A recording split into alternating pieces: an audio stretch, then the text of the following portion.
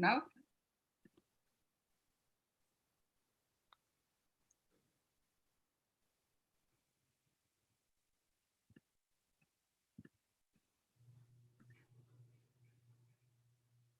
Now?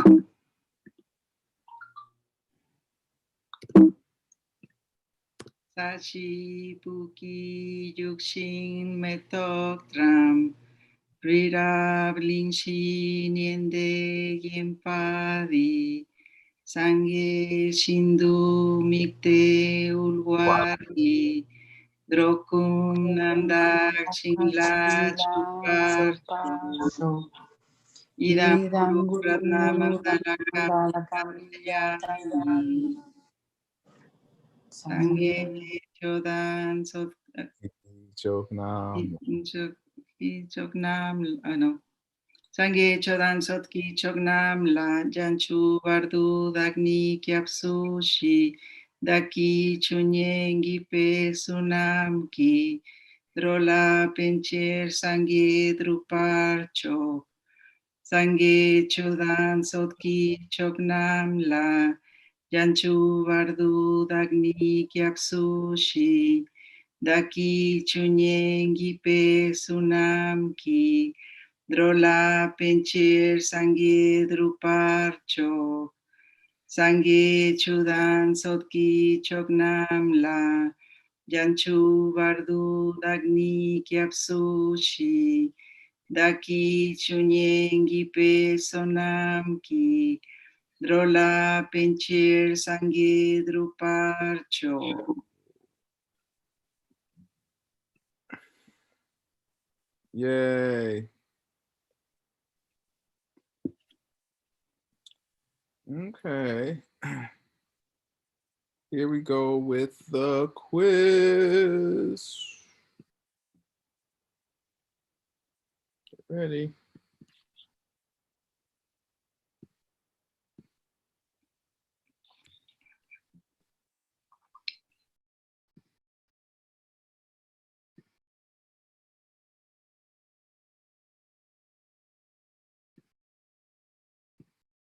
Okay, have fun.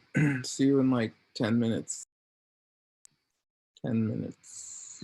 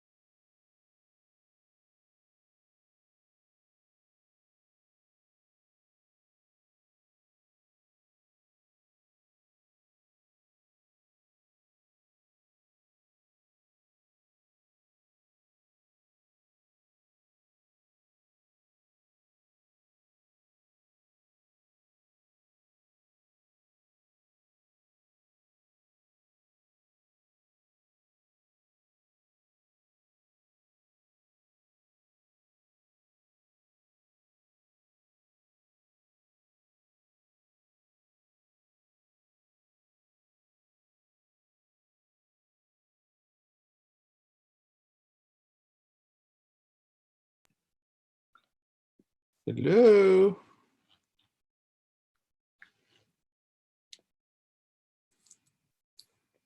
Do you need more time?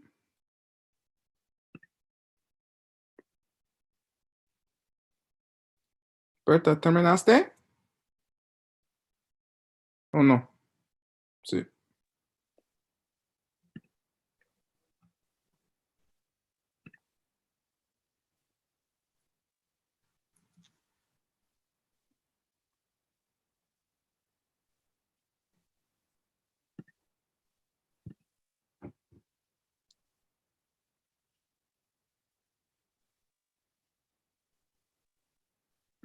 Okay, it seems like people are ready.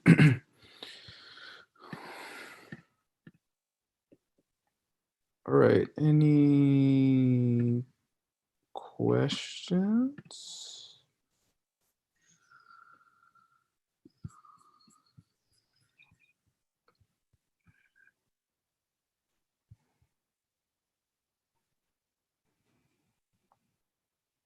No. All right. We are back where we started. Logic. For those of you who took the logic course with me so long ago, I was counting the amount of classes I taught in the last few months. It's actually a good amount. It's kind of cool. This is like the 50th one. So maybe you forget logic already because it's been so long. But probably not. So we'll go over course 13 and the next two classes as our review. And here we go. Give the Sanskrit and English names for the classical Indian treatise, which forms the basis for the Buddhist art of reasoning and perceptual theory. List also its author and his approximate date. Why doesn't it say approximate dates?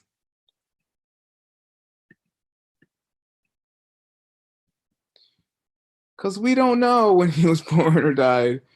It's just an estimate. Apparently, our culture is like obsessed with that kind of thing, Indian culture in the first millennium wasn't very obsessed. So, or I don't know, or those records were lost because it's hard to find this information.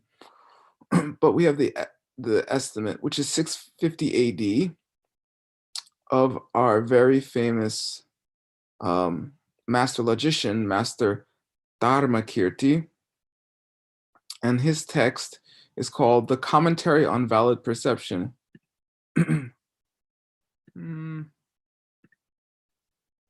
20 bucks if someone can tell me why it's called The Commentary on Valid Perception.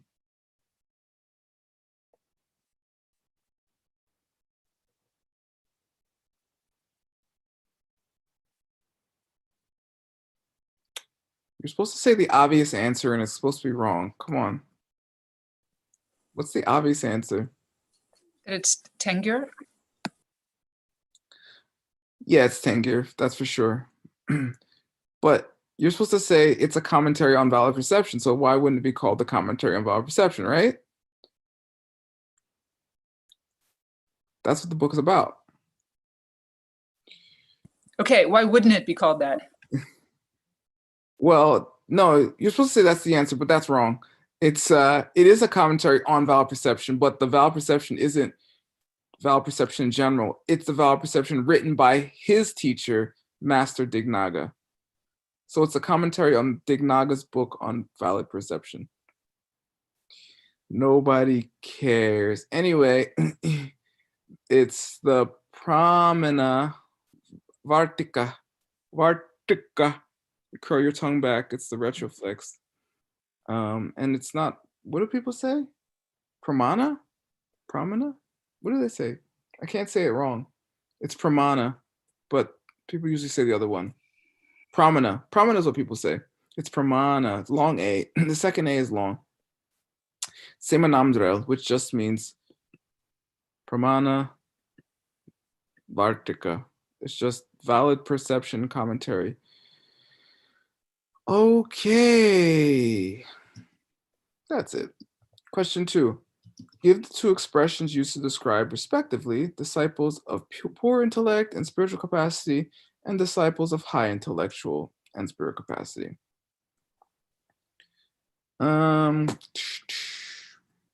So, poor intellectual and spiritual capacity are those who follow because of faith, because of their faith. And high intellectual and spiritual capacity are called those who follow because of their reasoning. Okay. So, why would they say that? Are they saying faith is a bad thing to have?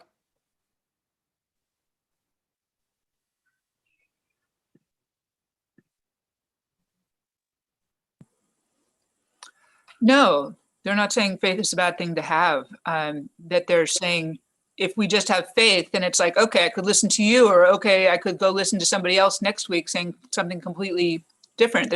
We have to have more tools than that. Right. Actually, I mentioned this before, but I'll mention it again because it's worth mentioning to me. I watched this happen to a lot of people I know during the lockdowns. People are like locked in their houses. People, like, millions of people lost their jobs. People are dying. There's a plague running loose in the world. And so all these spiritual people that I've known became like these like QAnon people, like, very quickly. I remember being off Facebook, I think something weird happened to my Facebook account for like maybe a month and a half. I don't know. It was like a few weeks I couldn't get on my Facebook account, which is no big loss. I didn't look at it that often anyway. But then after some weeks, it got cleared up and I went back on, and everyone in my feeds was talking about pedophilia. And I was like, wow, that's a great topic to talk about. I mean, everybody should be wanting to stop pedophilia. But I was like, I had that kind of eyebrow thing. I was like, why is everyone? I mean, this is not like a new problem, right?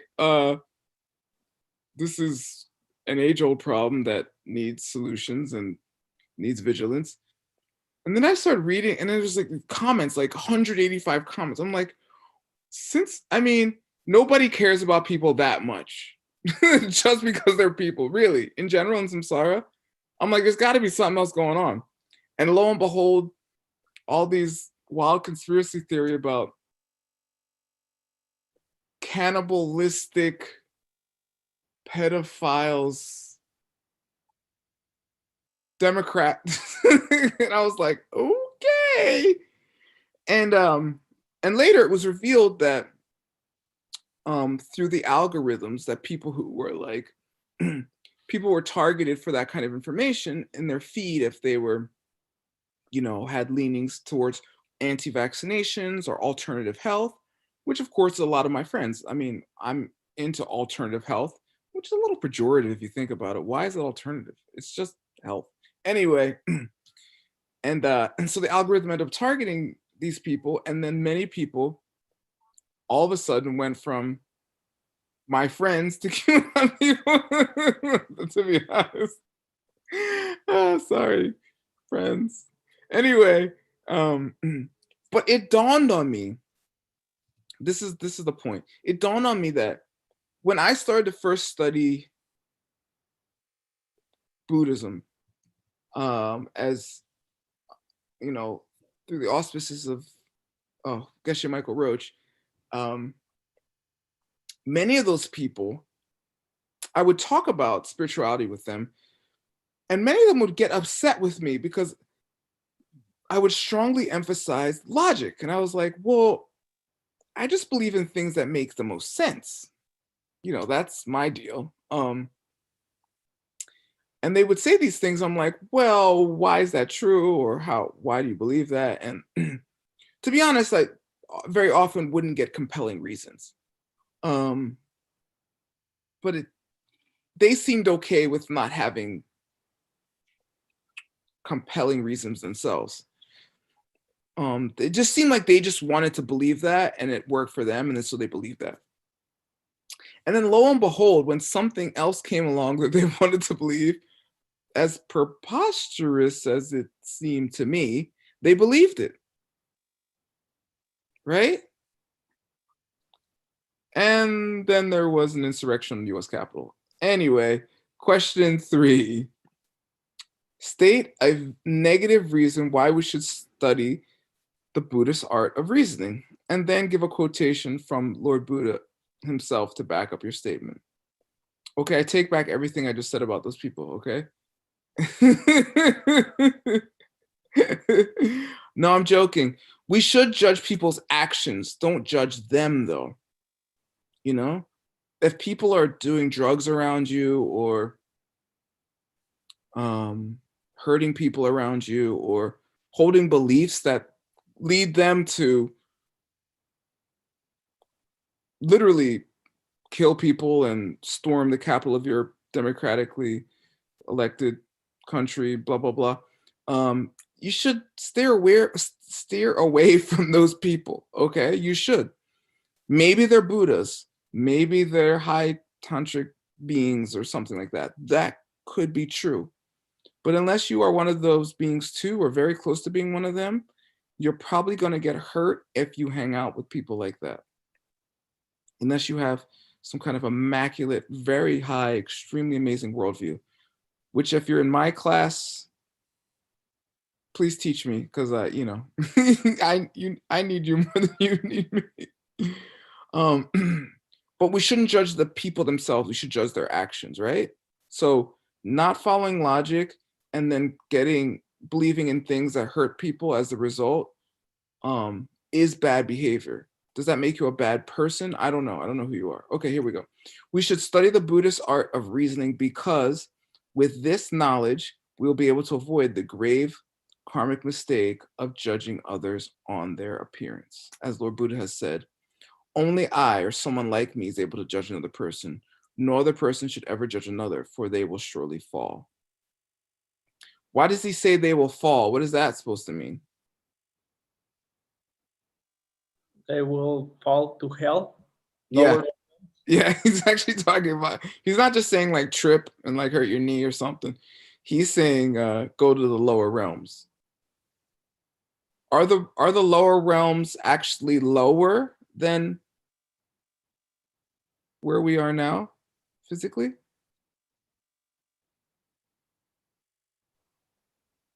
Kelly McGee says no. So you're telling me Lord Buddha's a liar? Kelly McGee? He's not referring to them physically being lower. Oh, so Lord Buddha never said in the Abhidharma Kocha that hell was below us. Are you saying he did say that?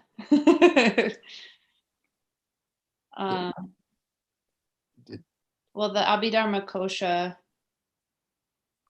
is aimed towards a lower school. And so? From the perspective of a lower school. Meaning? Meaning it's written for the capacity of the readers, and that was one way for him to describe it. Yay! Exactly. They don't understand emptiness to the degree to understand that hell is wherever you project it to be. Same with an animal realm or hungry ghost realm, or the vice versa, higher realms or Buddha paradise or something of that nature. It's not that hell is really below or above or to the left or the right.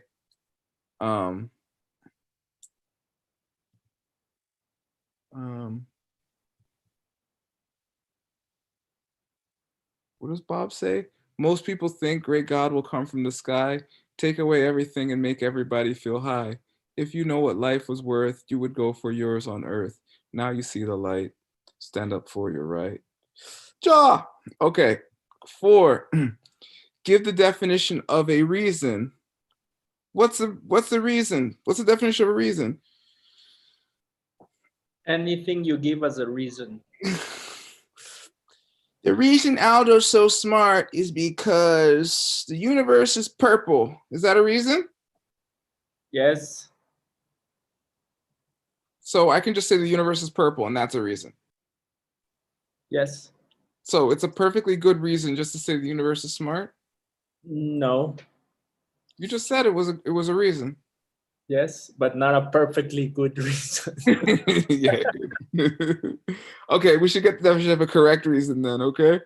The definition of a correct reason is a reason where the three relationships hold. Okay, the three relationships. So what is the three relationships relating to? What are they talking about? For three relationships, there has to be three things that are relating. What are they? Well, one would be that Aldo's so smart. So that would be the subject. Yes, it's not true, but that isn't an example of a false premise. Actually, I guess Aldo's the subject. Take Aldo, he's so smart because the universe is purple. Is that what you said? Perfect. Yes. Well, what are those three things? He's so smart is the assertion, Yep. and because the universe is purple is the reason. Perfect. Yay. Good.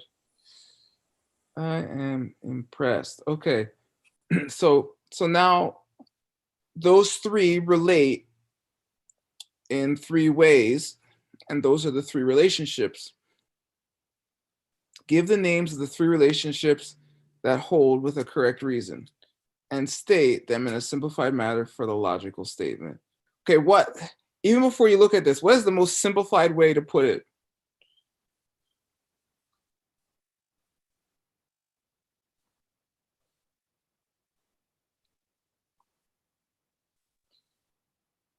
This is the easiest way to put it.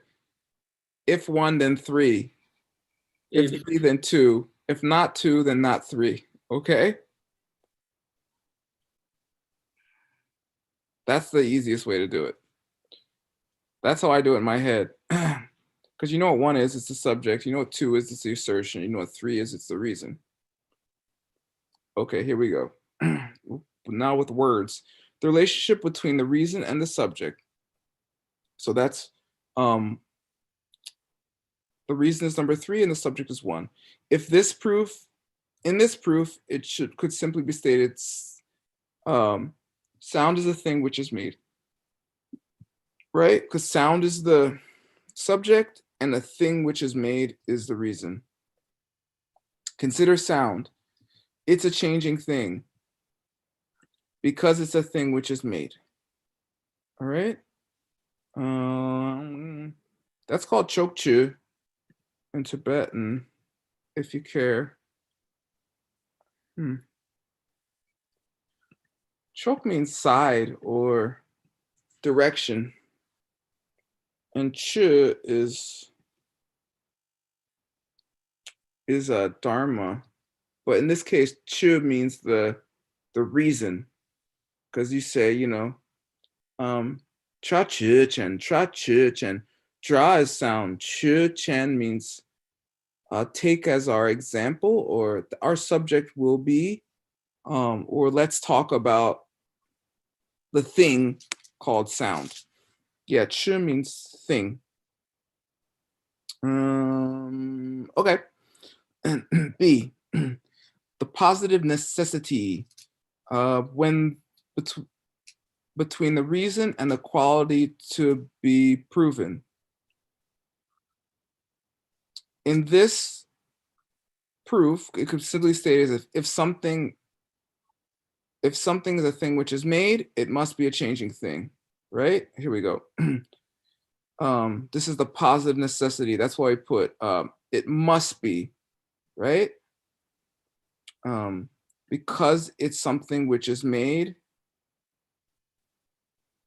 it must be a changing thing, right? Those things have to connect in that way. So let's check our argument. Take Aldo.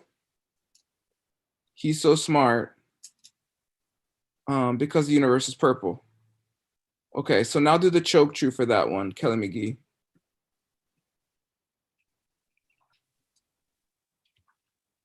So it's if it's the relationship between It's if 2, then 3, right? No, we're on A. Sorry, I tried. I Oh, had if one. If 1, then 3. So Yeah. if Aldo is smart because the universe is purple. That's the whole argument. You have to say, you would have to say, because the universe is purple, Aldo. You know, Oh, right, yeah. which- Aldo is purple or something. Not, no. It doesn't quite, but it's yeah. And it doesn't make any sense because the reason doesn't make, so you'd be like, no, that doesn't connect, right? And then you would do, and then what about B? Kelly McGee. this is if 2, then 3. Yep.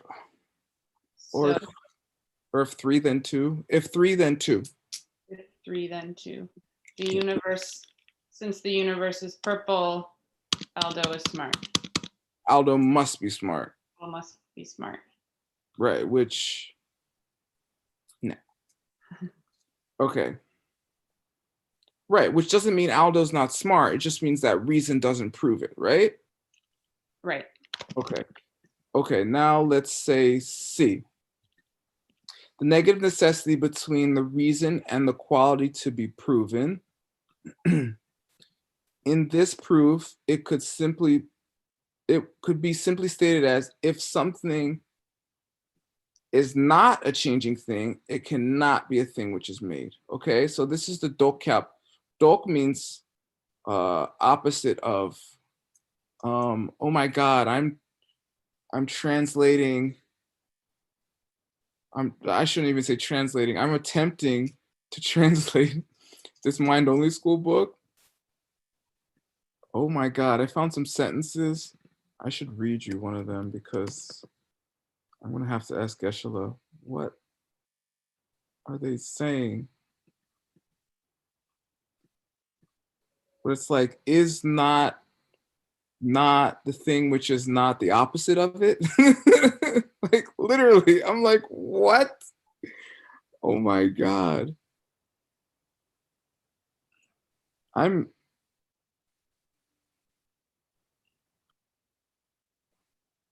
yeah, here we go. Here, look at it's not good. I'm just working on the book, but I'll show you because it's fun for me. And who else can I torture with this? Look at this.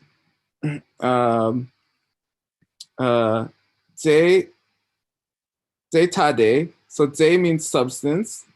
Tade is a negative. It means separate. Okay, so that's your first negative. Different or separate.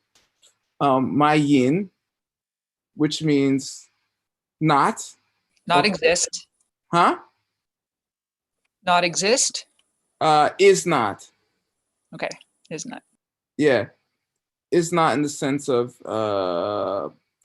identified as not. So is not a different substance, right? But then here's your dok. Dokpa is not the opposite of a separate substance. Okay, there's 3 negatives. Okay, here's an A. Okay, so it is a thing which is not the opposite of a separate substance. Mayin. There's 4. It is a thing which is not the opposite of what is not a separate substance. I was like, what? Oh my God. And that's a quote apparently, but I couldn't find the book. I tried, but I couldn't find it. I need Geshe-la's help. Anyway, that's how I have fun. Is what the book says part your note, or that's part of the translation? That's what that's part of the translation. Let me Okay. show you. Che means quoted as, and trel means commented. So the commentary quotes it as being a substance which is separate, which is not separate, which is the opposite of not being separate of what it is not. It's talking about seeds and the kunshi. This is the, if you know the 6 flavors of emptiness, it's the third one. The seed and the thing are not separate, right? Like mind only school, they come from a single substance. So yeah, because like with when you do negations, this class is gonna be short, so I'm just gonna blab about mind only school because why not? Also, the fourth flavor is mind only, right? Word? Yeah, exactly. That's the one that constructs, contacts, or By definition, things don't exist by definition. yeah, constructs. Yeah, exactly. Perfect. When you do negations, you just count. In the monastery, if you're gonna negations is one of the first subjects you learn in logic class. It's like the third subject or something. I forget. But so you learn this thing called Mayimpe pe lokpa. It's a switching. You just flip. You know, it is not the thing, which is not the thing, which is not the thing. So you just learn to count. If I say, Aldo is not dumb, that means he's smart, right? And if I say Aldo is the thing, which is the opposite of not being dumb, what does that mean? The same thing. Yeah, because it's 3. If I said he was the opposite, if I said he was not the if he was not the opposite of being dumb, then he'd be dumb, right? So you just count. Not the opposite of being dumb is 2. So here we have 4, right? We have a substance which is separate, not, opposite, not, right? So that means it is the same substance, right? Okay, which it is in the mind only school. Bakchaks and the Kunshi Namparshepa, the Kunshi are the same substance, foundation consciousness. In the sense of being both generated from mental seeds. Don't worry, we'll be reviewing that soon too. Kelly was I have a question regarding the English word. Oh, what is it? When you say like quality to be proven or assertion, both like they work perfectly to describe. Yeah, they're equivalent. Yeah. And like, for example, if positive necessity, can you say the relationship for the second relate? Yeah. Positive necessity. These are all relationships.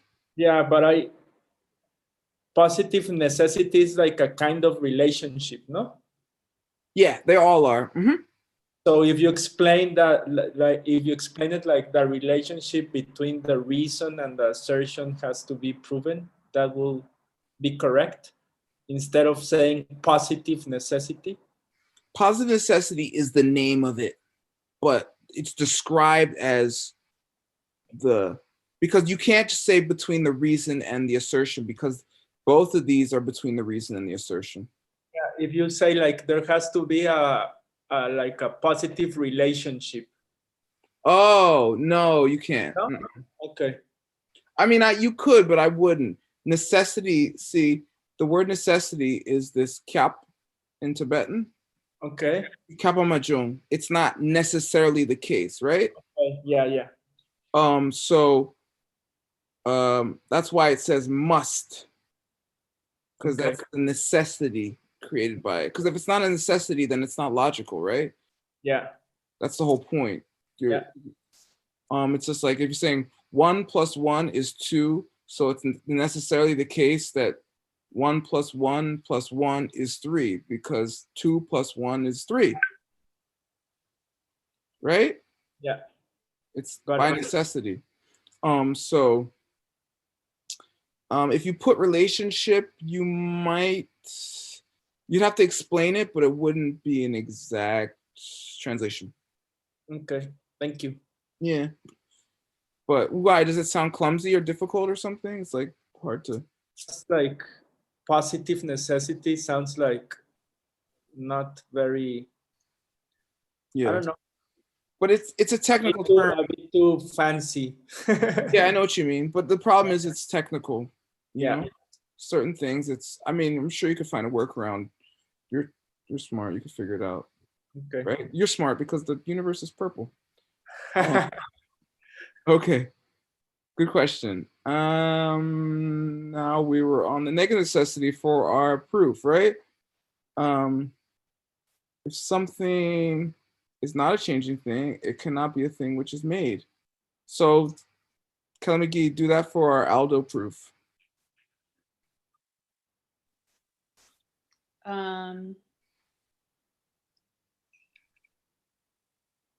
If the universe is not purple,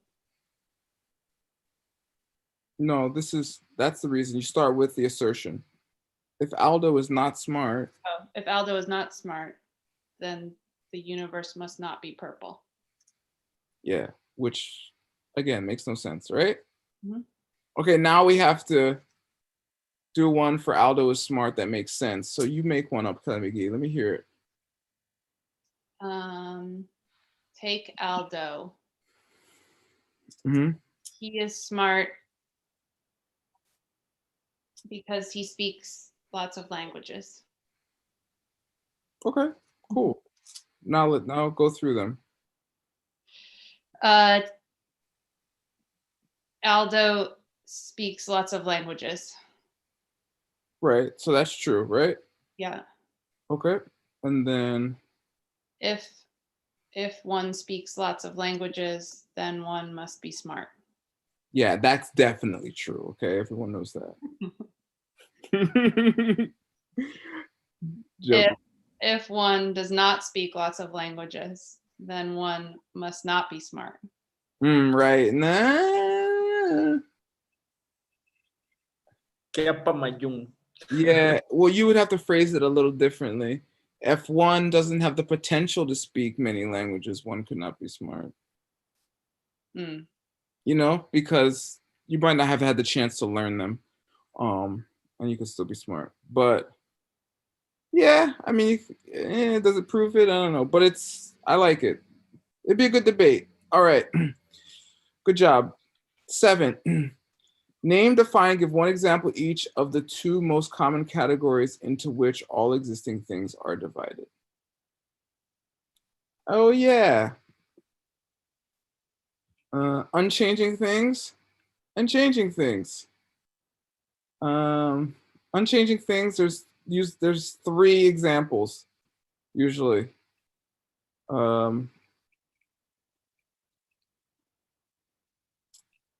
Empty space, emptiness, and what's the third example that they usually put in these Buddhist books? Facts. Hmm? Facts. No, that's Demenducci. Good try, though.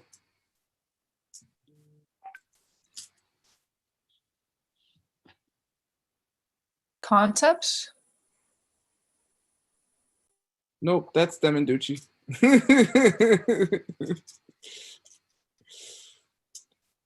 What labels? Nope, that's also Demenducci. Ooh, Barbara! You got it. Cessationes. Good. Cessations.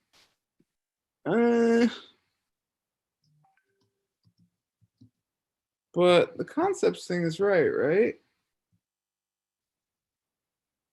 An unchanging thing which is neither physical nor mental, Demenducci. So everyone's right. Yay! So unchanging things by definition is one object which is both a thing and which is not such a thing that it only lasts for a moment. Why do they have to put this thing? One object which is both a thing.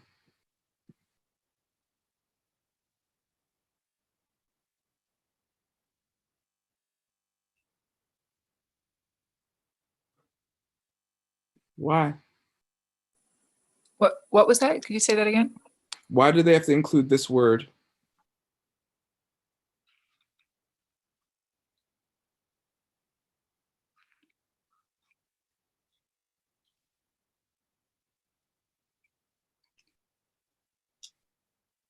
Let's talk about the horns on my head right now. The huge antlers on my head. Are they a thing that only lasts for a moment? Do the horns on my head right now last for a moment? Yes or no? Kelly McGee, do they last for a moment? No, Why not? because they don't exist. Exactly. So you have to say for unchanging thing, it's a thing. Something which exists. Okay? Here's the ch. It means an existing thing. I feel like Geshe today might include the word existing to make it more specific, to make it more definitive, okay? But that's what it means. But I mean, things that don't exist aren't actually things, ironically. All right, cool. Changing things, each of which are defined as anything that only lasts for a moment. Kechikma. I tried to find it in the books because Geshe always says it so fast. He goes, it's like Kechikma, Kechikma, Kechikma, Kechikma, something. I might be at the Bayground thing because I haven't been able to find it with Gopher. Anyway, the two classical examples of something that only lasts a moment is a pillar or a water pitcher. What does that mean, only lasts for a moment? Are they saying that to be a changing thing can only be like, you know, one of those elements on the periodic table that only lasts like 0.0014 seconds in our pressure and temperature, like a lactonide or an actinide, you know, berkelium or whatever? Is that what it's saying? It can only last a second. You're not a thing because you lasted a whole life.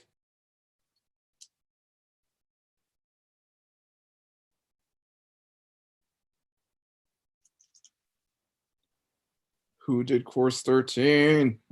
No, it's that it changes moment to moment. So it's, I mean, I'm having a whole thing reflecting back on our previous classes of like that every moment is divisible into infinite more moments.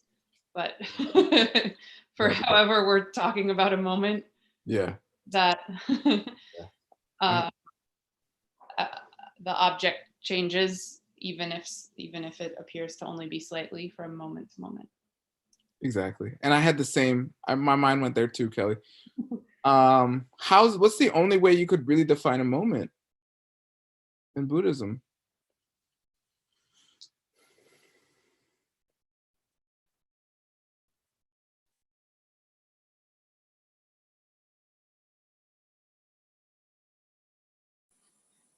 That we have projections to see these divisions in time.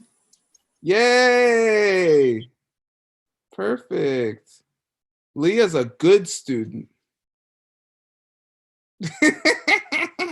Because the universe is purple. The universe is purple. Perfect. You're a good logician too. I'm joking. Yeah, it's a projection. Okay, projections. But then, what's the question Word asked then? Is it possible to see things not as moments? Like, what's another way to see divisions of time?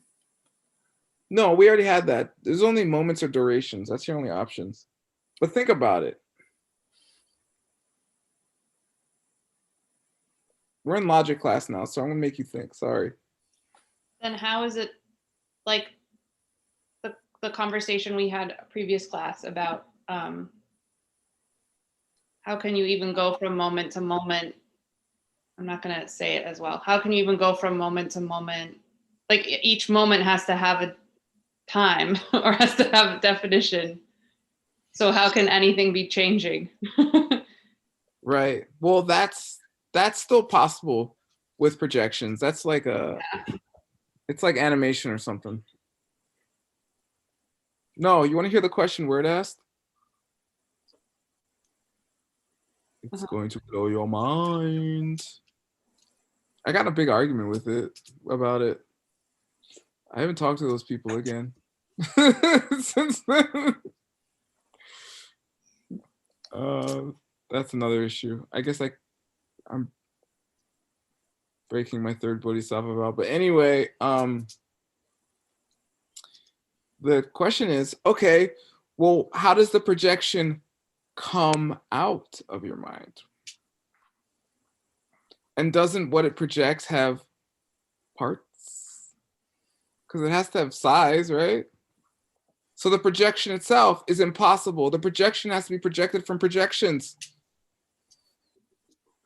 Doesn't it?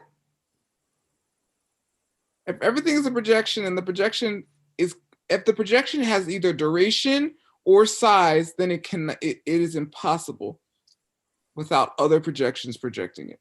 True or untrue? True. Yeah. So the projection is impossible too. Karma is a projection of other karmas, which are a projection of yet other karmas, karmically projecting from karmas. The projection is a endlessly projection. Yeah. Endlessly projected projections, projecting. I don't know. I'm like that emoji. You know that emoji? I love it. It's perfect. Okay, cool. What do you guys think about that one? Don't get in arguments about it, especially with your teachers. All right. The English word. All right. Okay. Number 8. Why is it often incorrect to translate the word mitakpa, right? Anitya, which is very famous in Buddhism, right? This is the whole thing. Everything is changing.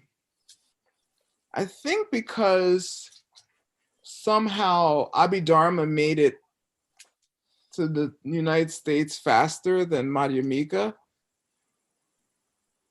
I guess that's my karma, right? But at least it seems that way. Then therefore, this whole thing about everything is changing became a big part of what people think of as Buddhism, right? And the word for that in Tibetan is mitakpa. And the word for that in Sanskrit is anitya. Nitya means unchanging or permanent. Okay, so why is it incorrect to translate mitakpa as impermanent?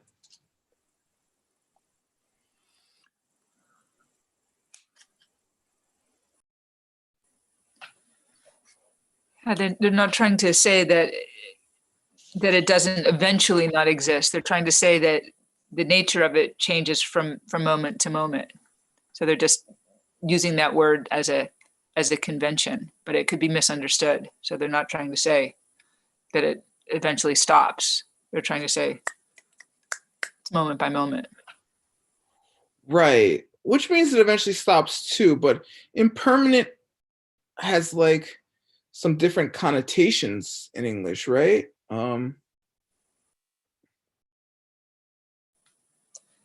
Yeah, like something that's a throwaway thing, for instance, like a disposable thing. Yeah, and then when you come to certain things like emptiness, you have a problem, because is the emptiness of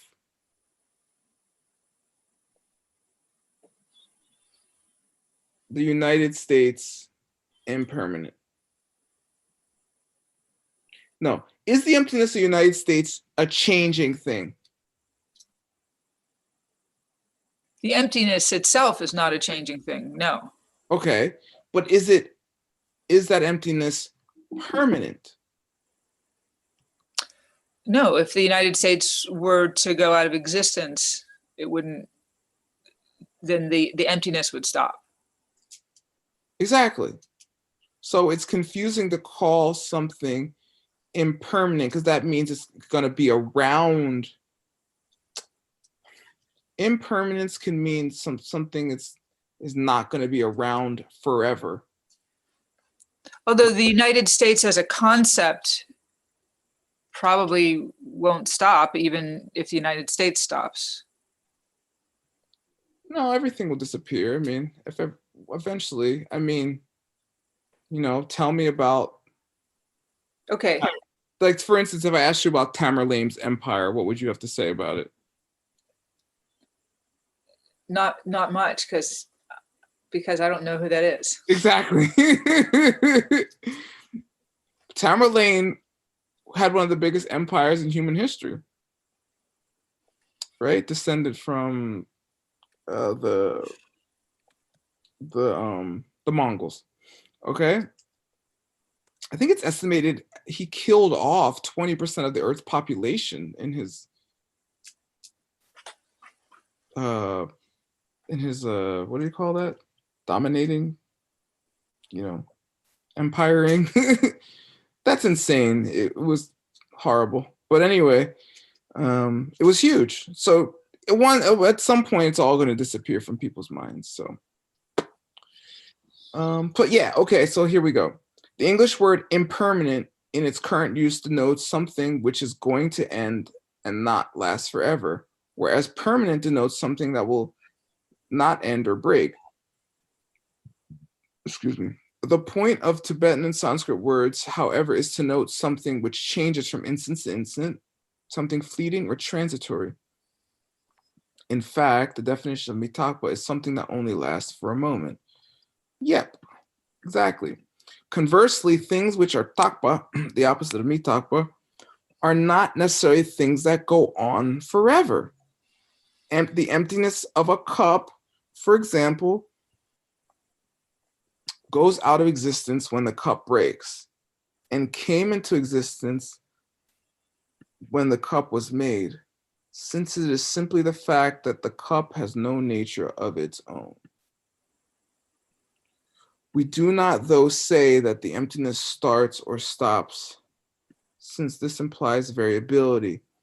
And the point of things which are mitakpa is that they never change.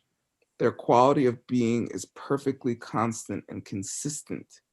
Nothing is ever more or less than completely and purely empty of any nature of its own, for example. We should note, finally, though, that in some of its usages, the word mitakpa is properly translated as impermanent, such as in the common Lamrim expression, chiwa mitakpa, impermanence in the form of death. Which we did that too, right? We did that in course 17 review, class number 2. Okay, which is impermanence of death. And I mentioned, and I offered money to answer this question, and no one knew it because they forgot from course 13. Okay, question 9. Name and define and give one classical example of each of the 3 nominal divisions of things that are general. Okay, so this is one of the most, maybe the most famous, maybe the most important subject in all of Buddhism, actually. I don't know. You could argue for it. It's between this and bodhicitta pretty much, okay? Bodhicitta and this had a fight, but bodhicitta always lets this win because it's bodhicitta, okay? I'm glad someone liked my bad joke. Okay, so in Tibetan, type is, general is chi. Sapata pa yata cha Giku, Chi. Leah, Kakiguchi. Yeah. why is this pronounced Chi and not Pi? CHI. Because when the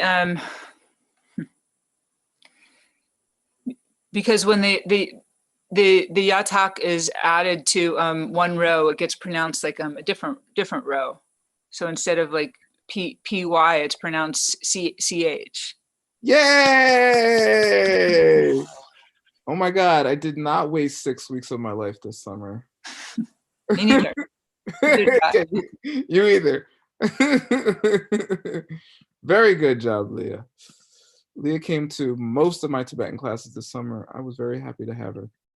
Okay, so Chi means a general, and this subject matter refers to how to categorize.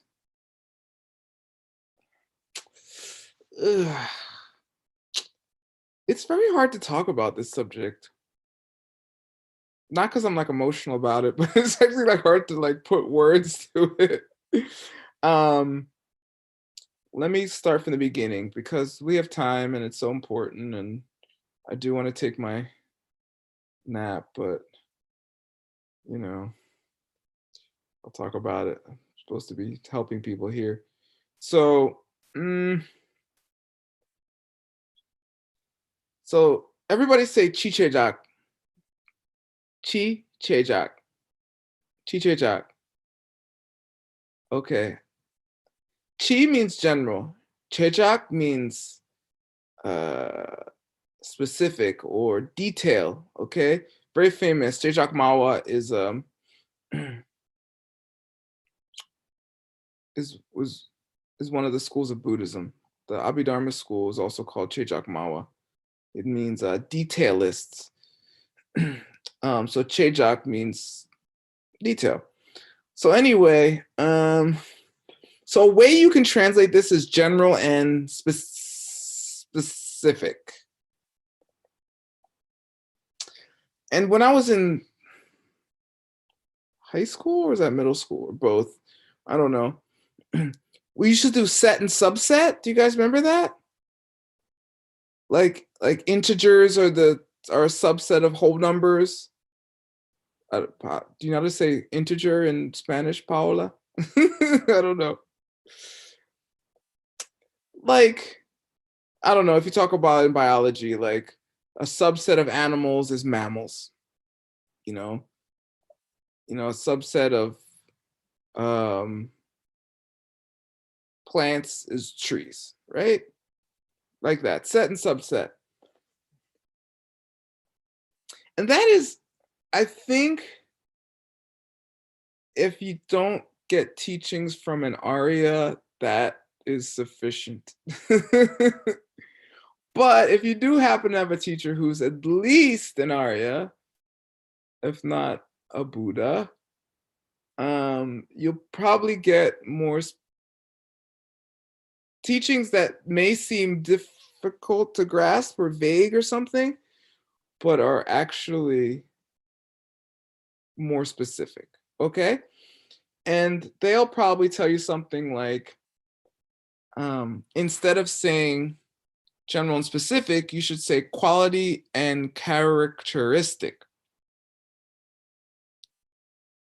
Okay. And that I don't know. That seems weird to regular humans. How do you say regular human in Tibetan? Aldo. Sosokewa. Yeah. What's the definition of a sosokewo?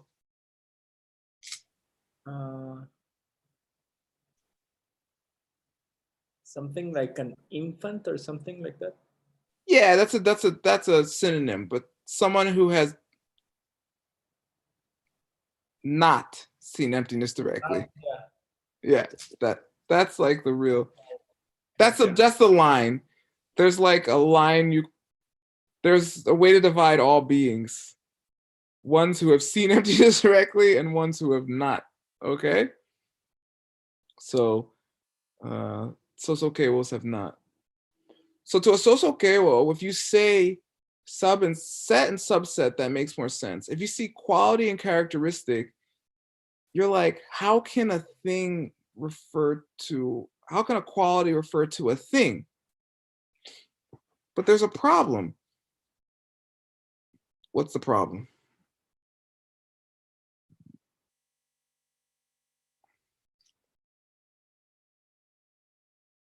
Come on, this is class 5 of course 18. If you don't get it now, I don't know, y'all.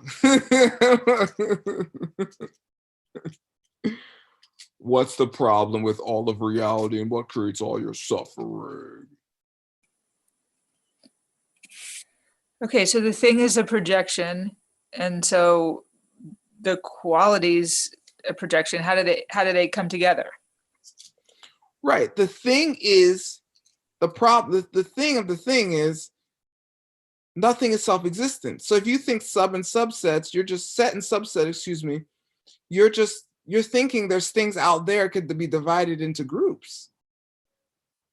But if you're saying quality and characteristic, you're understanding that the thing you think of as a group is only a group as denoted by the image that comes out of your mind. And everything that falls into that group is just a characteristic of that quality. Because for instance, if I talk about the color of this wall, which is, I don't know, eggshell or something. What do you think, Kelly McGee? Eggshell white? Yeah, it's like eggshell. Excuse me, eggshell is a sheen, not a color. Thank you. Oh, damn. All right. But I guess I have the seeds to see that. Other people wouldn't even think of, sheen. Okay. We're gonna stick with eggshell, although it sounds like Leah knows a lot more about painting than I do. I'll stick to ACI, okay? We'll just say it's white. So here's white. So if I describe the quality of this room as being the colored white, you'd have no problem with that, right? You'd be like, yeah, of course, that's one of the qualities of the room. It's white, or it's small, or it's, I don't know. Right now it's cold because I like to leave the window open. Okay, that's qualities. What if I said its quality was that it was a room?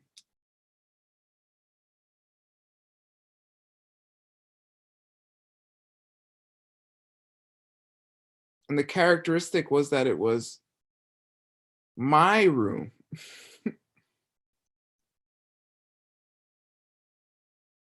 I mean, my stuff is here, it's right. I sleep here. It's my room, right? I mean, what shows you that it isn't actually self-existently a room?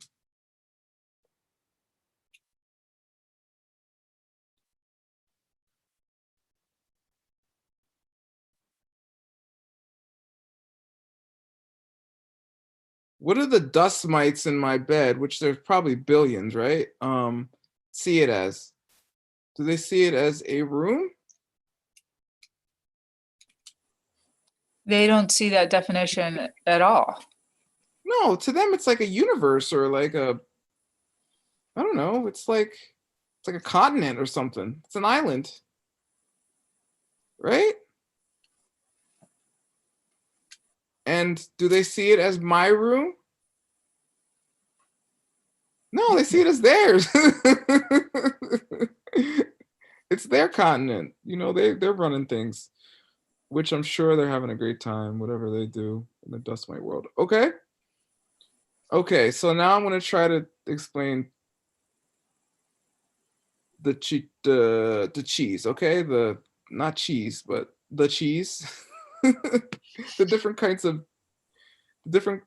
of general, or the different types of quality. Okay, here we go. A general as far as types, otherwise known as a quality, defined as that existing thing which subsumes multiple things which are of its type. What's Geshe's favorite Rikchi to talk about? Ours. Donut. He likes Donuts. I like donuts. Geshe does like to talk about donuts, especially maple covered ones, but and churros when he's in Guadalajara. Oh yeah, scones. I've heard on his like European recordings. Oh, okay. Yeah, he talks I about guess scones. he changes his pastry. He does. In China, what is it? I forget what Chinese donuts are called. Yo chow. Yeah, yo chow. Thank you. And Tibetan cookies are kapse. So he'll talk about all of them. I don't think he really eats any of that stuff, by the way. It's just for a laugh. But anyway, he does like eating it, as far as I know. He just avoids it to be healthy. All right, cool. So you say car. Geshe always talks about car. Car. And this is where it shows how much Sosoke was like myself, don't understand emptiness. Because if I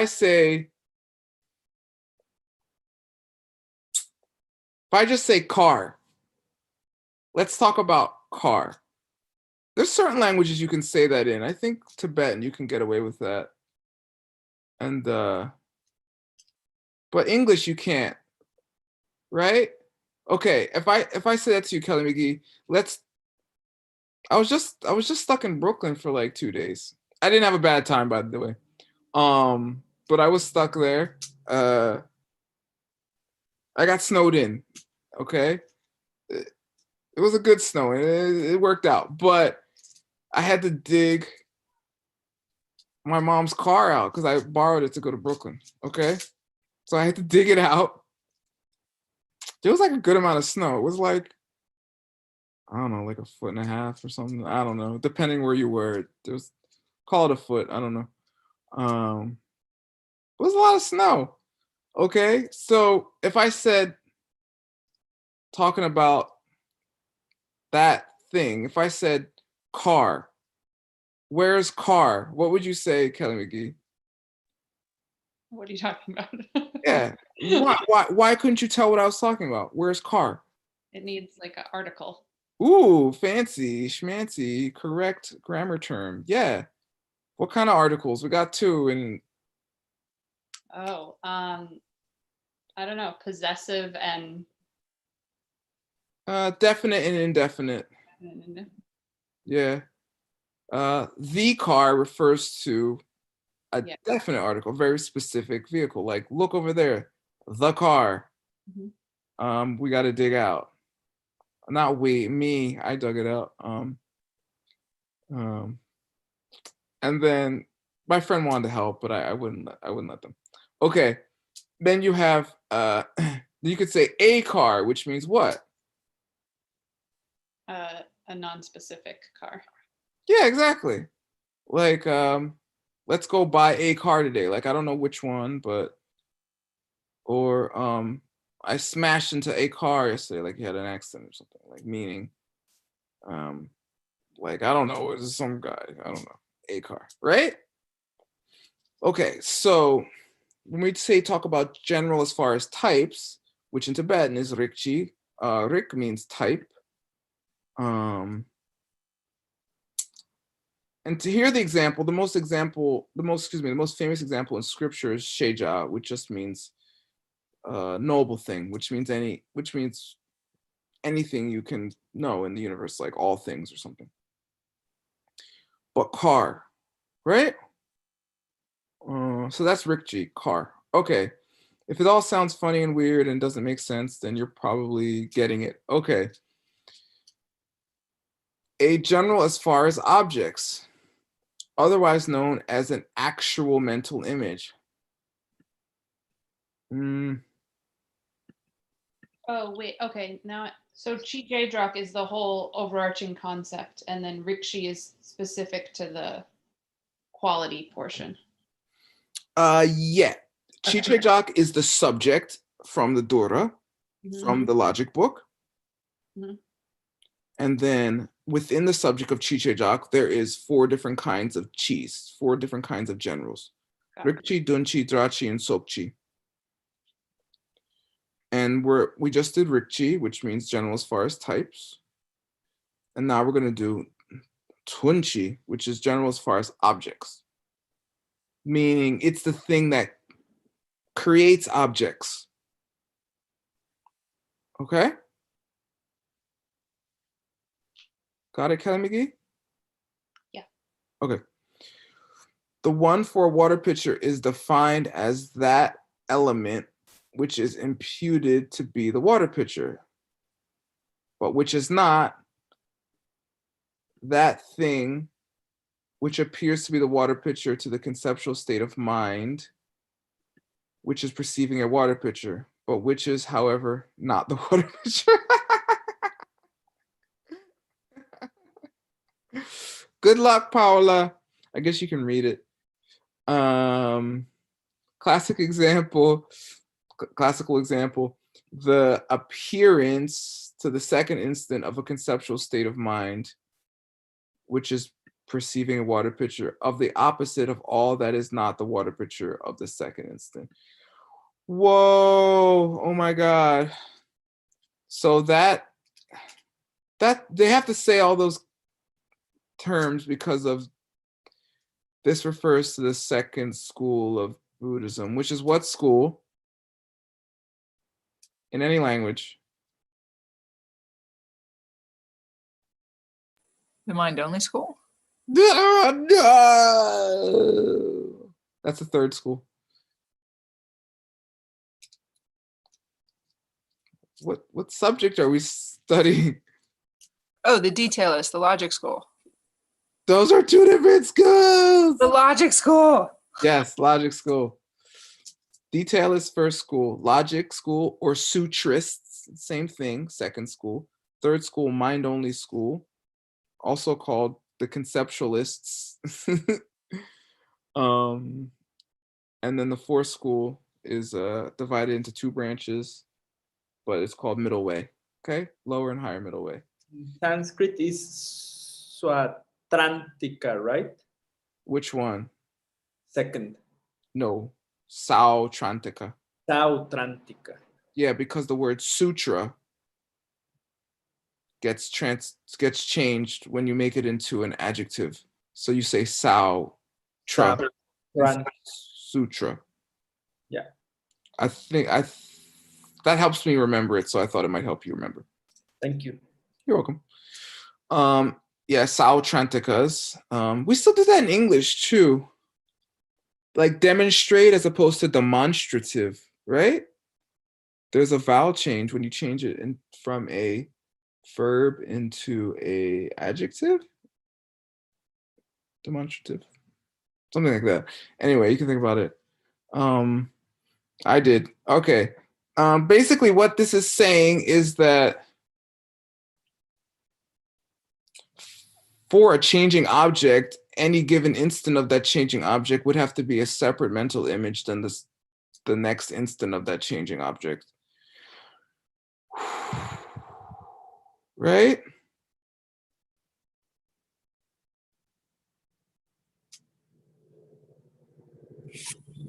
I have a question about this because I mean I think I understand the concept of the Dunchi, but this particular, which is the concept that comes from my mind, the picture of the water pitcher that I put on the water pitcher. Yep. This definition is really hard to follow for me. Yeah, because you have to know about the second school. And in the second school, they say, and that's not what we say. That's the royal we, okay? We. Prosengikyo Modimika say. The second school says the definition of the way our mind is able to perceive a thing is by eliminating everything that it is not. So everything is the opposite of what it is not. And that is one of the reasons that this school is always doing. Remember I showed you in the beginning, the dok, the Mayim Pepe Loco, Mayim Pepe Loco, Mayim Pepe Loco, mean the not, the opposite of not, what is not is the opposite of that. That whole thing is because they're trying to lead your mind to see emptiness directly by being able to understand and cognize double negatives really well. Because Leah,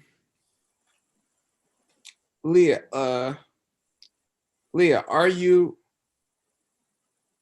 a tantric deity?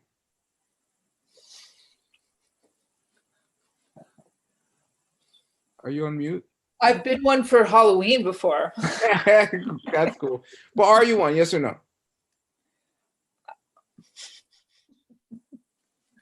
Okay, we'll say no. We'll say no. You don't want to admit it for the sake of argument, okay? You're not breaking any vows.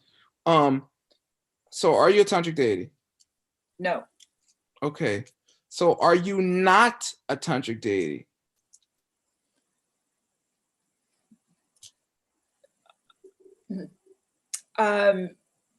Yes. Yes, you are not a tantric deity. But check this out. Are you not a tantric deity?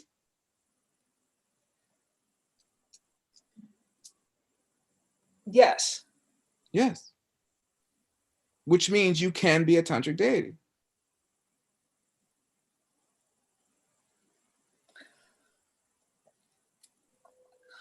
I love that.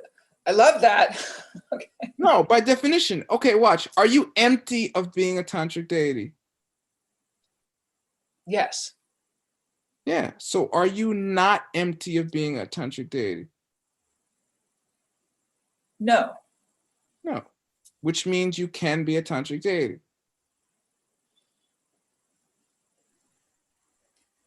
So you're saying that when we add the double negatives, that on one hand they mean it can mean the same thing. To have one negative or to have three negatives can mean the same thing. And you're saying that on the other hand, it can have a different implication. Yeah, a very different one. Yeah, exactly. If you say you are a tantric deity, right? You can say, because even if you say you are a tantric deity, we always use tantric deity because that's the goal, right? But you could say it's the same thing. You could just do the pen thing. Is it a okay, we'll do the pen thing because maybe that's better for people. Is it a pen? No. No. Is it not a pen? Yes. No, it's a pen. I mean, to you, right? I mean, okay, watch again. Is it a pen? Meaning, is it self-existently a pen? No. Okay. So is it not a pen to you? No. It is a pen to me. Right. Okay. You translated for yourself, right? Yeah. Is it not a pen to the dog?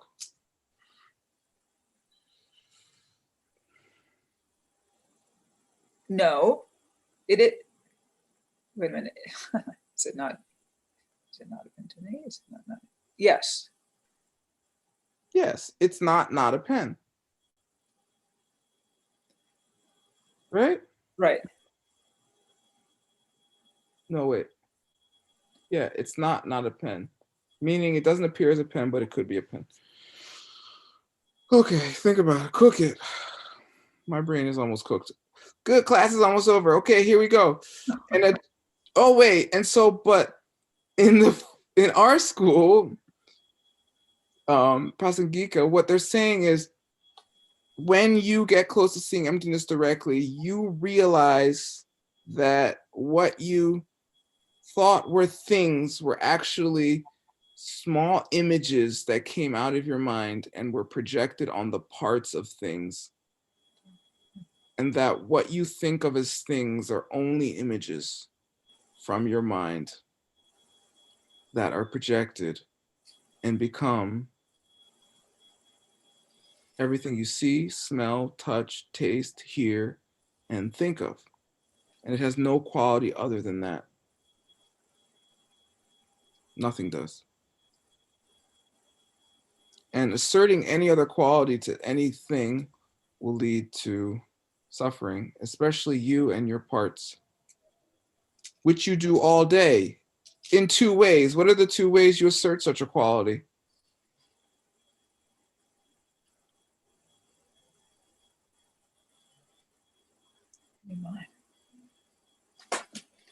Me and mine. Yeah, in ways that are innate and in ways that are learned. Come on, we just had that.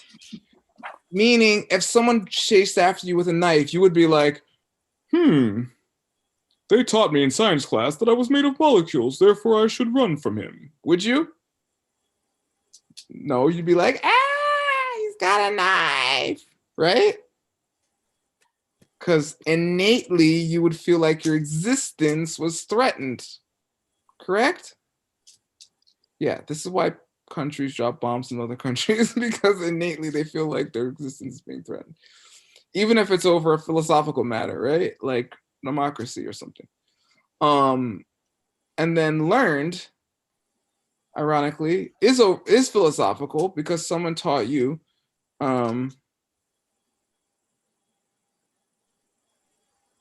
that communism is evil or something like that.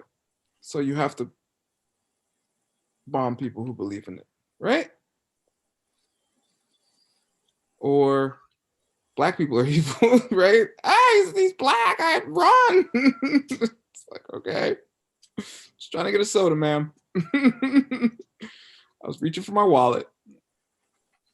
Okay, so either one, either philosophical or innate. Okay, anyway, what is it called when you see that thing coming out of your mind? And when do you see it? That's the direct perception of dependent origination or interdependence. And they say like few hours before you perceive emptiness directly. Perfect. And what is it called when you see it? Huh? What is it called? It's got a name.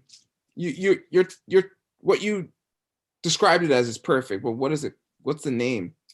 Do you know? In Tibetan? Yeah, or English. The direct perception of dependent origination. Oh, it's got its own nickname. It's called Chucho, the highest Dharma. Yeah. Yeah. It's called the highest Dharma. Is it the highest Dharma? It's the highest Dharma as a Sosokewa. Oh my God. Aldo. Aldo is smart because he knew that answer. Okay, there we go. That's the correct reason. Okay, good job, Aldo. And then a general as far as a collection of parts. And what is the thing which is parts? What parts should be the most concerned with? Aldo, don't answer. You're you're too smart.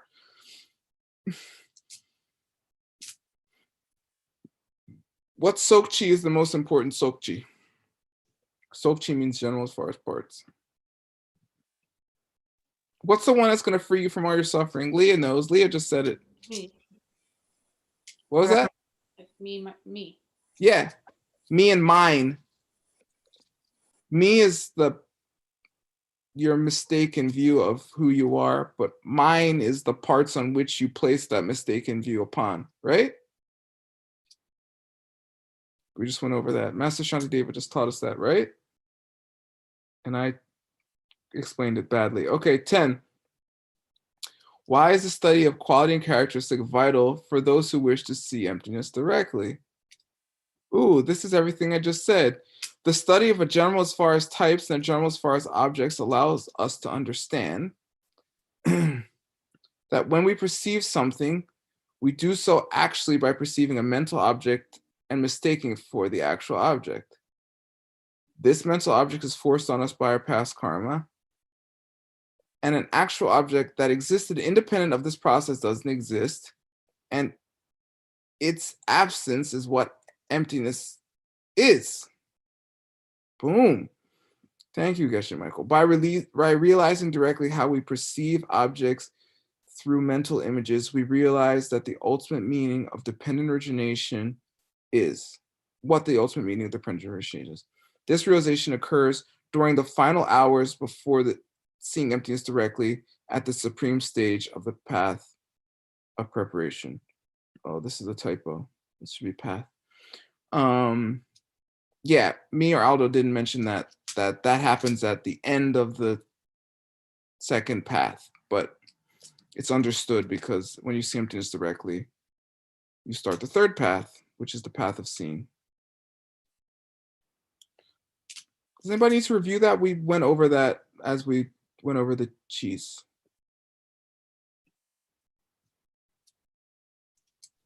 Basically, right before you realize that the universe has no quality of its own, you realize that you've been giving it a quality.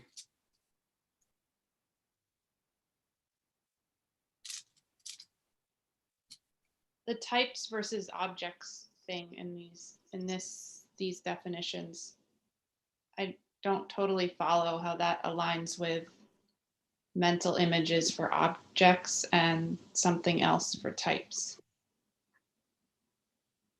You mean Rikchi? Yeah. Like, what's the differentiation between a type and an object? A type is like an aspect of an object. No, the opposite way. It's an object is a characteristic of a type. An object is a characteristic of a type. Yeah. Like car. Mm-hmm. A quality of that, a characteristic of that quality would be Chevys. And Chevy's then the mental image?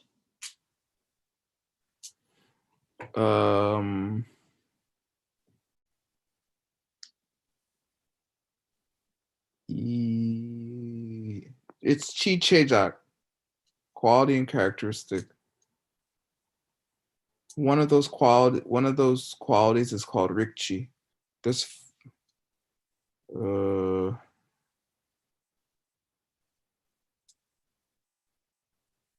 mean, I know what you're asking, but I'm trying to give the more technical, expansive answer. But basically, it's like this.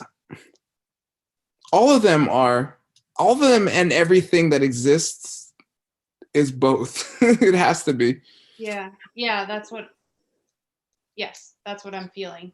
So Well, I mean, if you remember the logic course, as we go on in the course, like for instance, I mean, every characteristic's a quality and every quality is a characteristic, right? Like the characteristic Chevrolet falls into the quality car, but the quality car is a characteristic of the quality, knowable things or vehicles or things that carry you places or whatever, right? Mm-hmm. Okay. So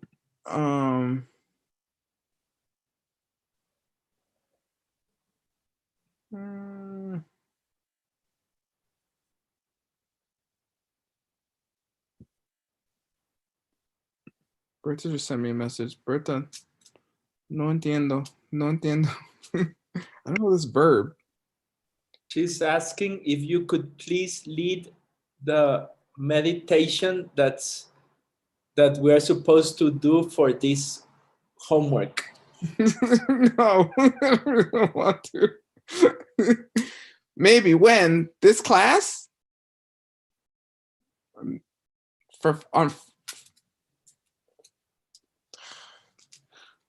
I'll do it on Friday. I'm not gonna do it today because I didn't prepare. Let's do it on Friday, okay? So we're gonna have a big Friday night meditation party, okay? Oh, oh, oh, oh. Because this class it's on quality and characteristic, right? Yeah. How's it? Cualidad y característico? I see Paola's mouth moving perfectly, enunciating. She's so good at enunciating. Cualidad y característico.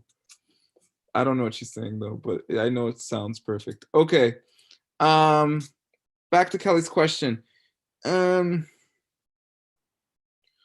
So Ricci is a category of, see, that's the thing. All these words fall short, and the real words are going to sound like gibberish. No, that's what happens with this discussion. That's why Guadalajara Sangha specifically asked Eshe Michael to teach this subject like 4 years ago, right, Aldo? Yep. Because everyone was like, I can't. That's how I lost my hair. This. So okay, anyway. So Ricci means car is Ricci. And a quality of that is Chevrolet.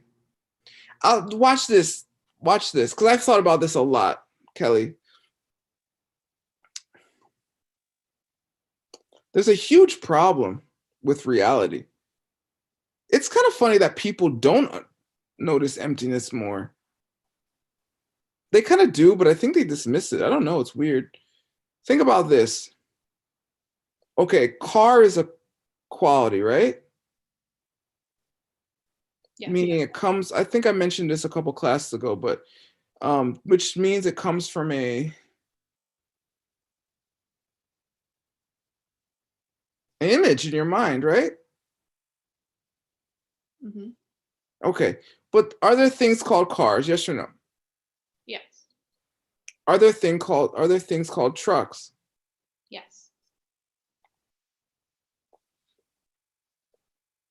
When does the thing you call a car become a thing you call a truck?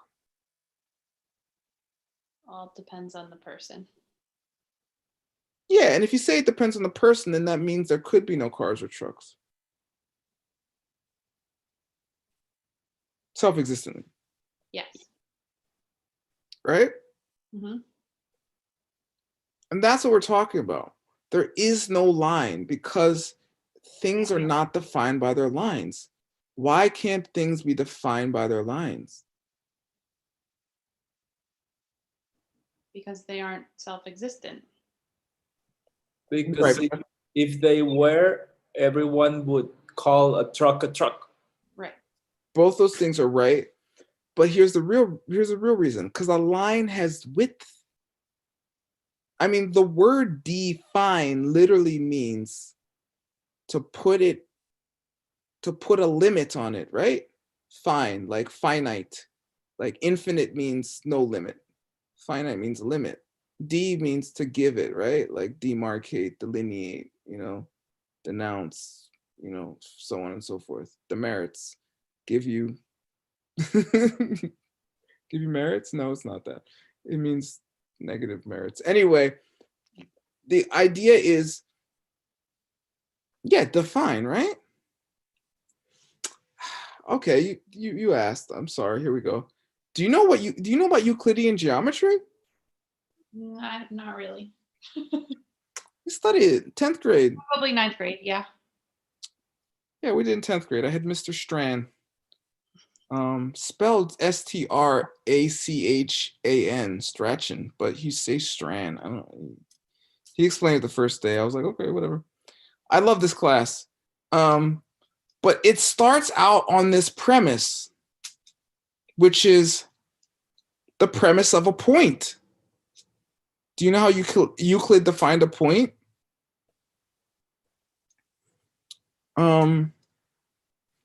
Basically an infinitesimally small thing with no location in space. It's like, it's impossible. And then from there, from a point, you make a line, right? A line is, you know, a trajectory that comes out of a point in any direction, in any given direction for an infinite amount of length, right? That's a line. But it's also, if it's made of a point, then it means it's infinitesimally small. But what's the problem if it's infinitesimally small? How can it, like, we're building everything on top of that? Yeah, you're building everything on top of something that doesn't exist. Yeah. Which actually does make a lot of sense. Okay. Anyway, and then from there you make a line segment, which is a line connected, 2 points connected by a part of a line, right? Mhm. And then eventually you get the triangles when you make an enclosed, the smallest enclosed shape in three-dimensional space, right? And then from there you build all shapes, and all the theorems and postulates of Euclidean geometry are based upon those premises, correct? Yeah. Okay, thanks, Mr. Strand. Came in handy. All right. So, but the whole problem is if you define anything based on those premises, which you can still build buildings, by the way. You can use Euclidean geometry and build the Chrysler Building. Is the Chrysler Building the tallest building in New York still? What's the tallest building in New York? One Freedom Tower. Oh yeah, Freedom Tower. If you count the antenna. On the Freedom Tower? Yeah. I mean, I think if you don't count the antenna, there's another building that's taller. Yeah, I think that's true. Probably that, maybe the Empire State Building. No, I've been in a building that looks down on the Empire State Building. It was actually in the New York Times today, but there's another residential tower that's even taller than that tower. Okay. Yeah, but I've looked down on the Empire State Building. It's pretty wild from the north. Okay, the Chrysler Building hasn't been the tallest building in New York since like 1957. Anyway, if you My favorite building though, so I'm glad you brought it up. yeah, it's beautiful. I love looking at it. So anyway, so people use Euclidean geometry and make structures, right? Because the building of structures is not based upon Euclidean geometry. It's based upon the karma of the people who see the building, stand in the building, right? Mhm. Anyway, if a line defines the difference between a car and a truck, that line could never have definition because whatever line you make could always be cut in half or made less, because what you call that line, which really has to have some kind of width, and therefore that width, breadth, or length, or whatever, can be made less, can be defined as less. But that process can go on infinitely. So it's impossible. And if, I don't know, do you know what El Camino is? No. You don't? Leah does. Kelly's too young. I remember the first El Camino I ever saw. I was like, what is that? They made a Breaking Bad movie called El Camino, which is quite clever because it's all about this car, but it's all about how he's on the road. And in Espanol, El Camino significa the road. Understand? It's actually pretty well done. Anyway, the whole point is El Camino is like a thing that's a car, but it has like a back like a pickup truck. Oh It's yeah. like, yeah, they make nice muscle cars nowadays. Anyway, so what is it? Is El Camino a car or a truck? Perfect. What is it blank of being either of those things? A self-existent nature. Yeah, it's empty of being a car or a truck, and everything is.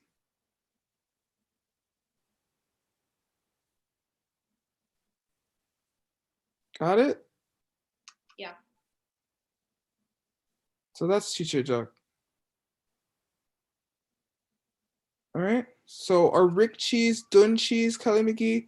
Rikchi just refers to the quality. Well, can I say that? No. Could it be a chi? And yeah, that's right. Rikchi is one of the qualities. Well, Dunchi is one of the qualities too. Oh, I see. Here we go. When you talk about Dunchi, this is the part I didn't say. When you talk about Dunchi, that's car. But what about that car? What about the car? That is the specific of the character, the quality. That is the characteristic of that quality. Because you have a perfect image of even Chevrolet in your mind, or red Chevrolets, and that perfect image has specifics of that category because there's 10,000 red Chevrolets, right? Or 10 million, or whatever. So that's how your mind has an image of something, which is a red Chevrolet, but can still identify that as my mom's red Chevrolet, because that is a characteristic of the quality, which is red Chevrolet or that Chevrolet. You understand? Mm-hmm. That's the part where we didn't go over. So that's the characteristic of the quality of red Chevrolets. But if you think about it, you have to have, if you have the characteristic of the quality of that red Chevrolet would be that red Chevrolet at this moment. Because obviously, how could you ever tell that it was that red Chevrolet if it was changing moment to moment, if you didn't have some kind of way? Because the problem with Dunchis is they're always perfect images, which with a back, a front, all simultaneously. Because in your mind, you don't even know that you're not seeing the backside of something. You're recognizing it. Even from a small part of it, you can still recognize the whole thing, which should be impossible. You understand? Mm-hmm. I think that's pretty good.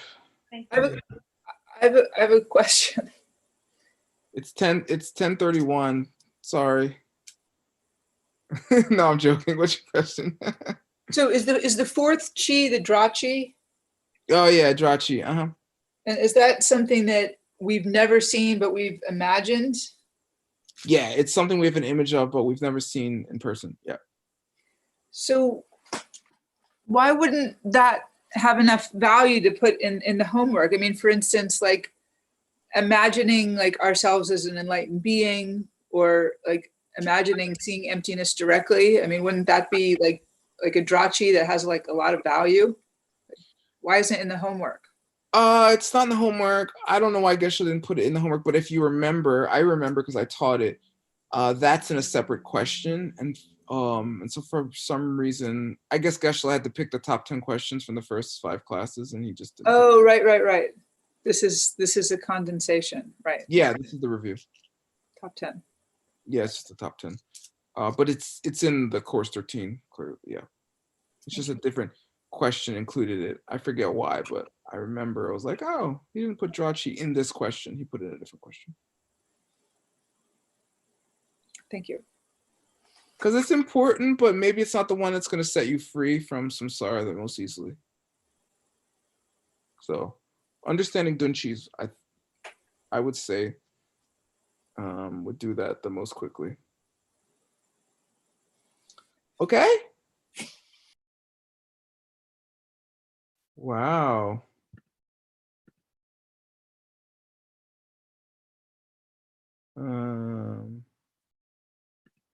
Wait, let me go look at the homework for this before I already agreed. Did I already agree? Kind of did, didn't I? Shouldn't do that. My dad was in the army. You mean for the meditation? Yeah, the meditation. My dad was in the army, and he said they would always just do this. They would say, "We need 3 volunteers," and then people would just step forward. But you always They anytime don't tell you what you're volunteering for. yeah, you never know. So I don't. When people ask me, can I ask you a favor? I always say, for what? like, or can you do me a favor? I'm like, depends. Like, sorry.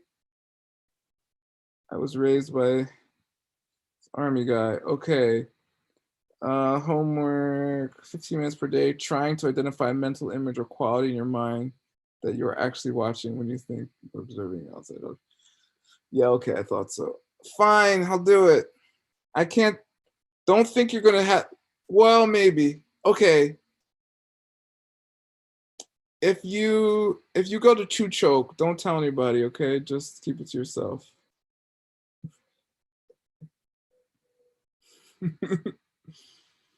Okay. Class is done. Is there any more questions before I end this?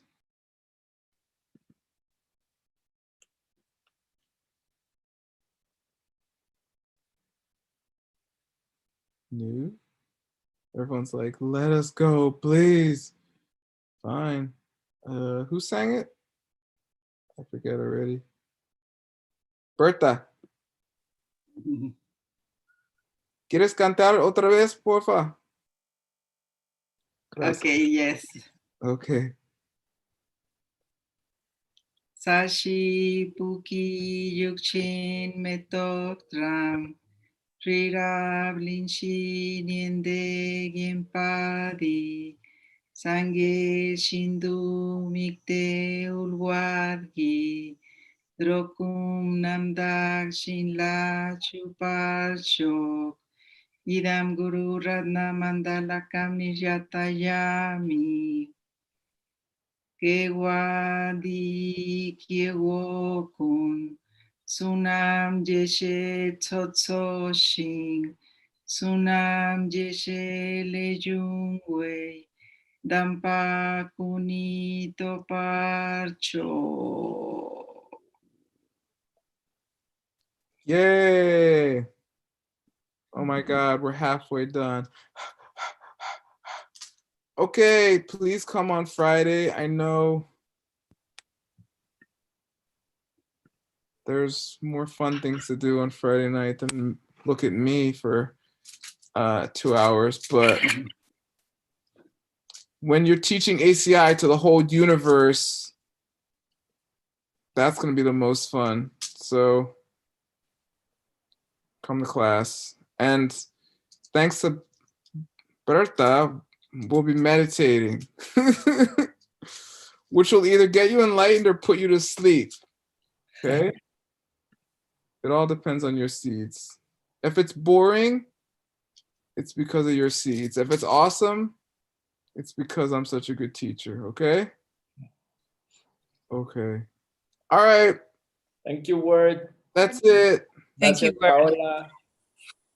Thanks, Gracias, Paola, who translated perfectly and extremely fast, as always. She can teach me how to say característica next time I talk to her. Okay, adios. I'm gonna miss Friday and Monday, Word, by the way, but I'll catch up with homeworks and quizzes. Where you going, the lake? No, I'm going to the beach with my brother and my nephews. Yeah, you are.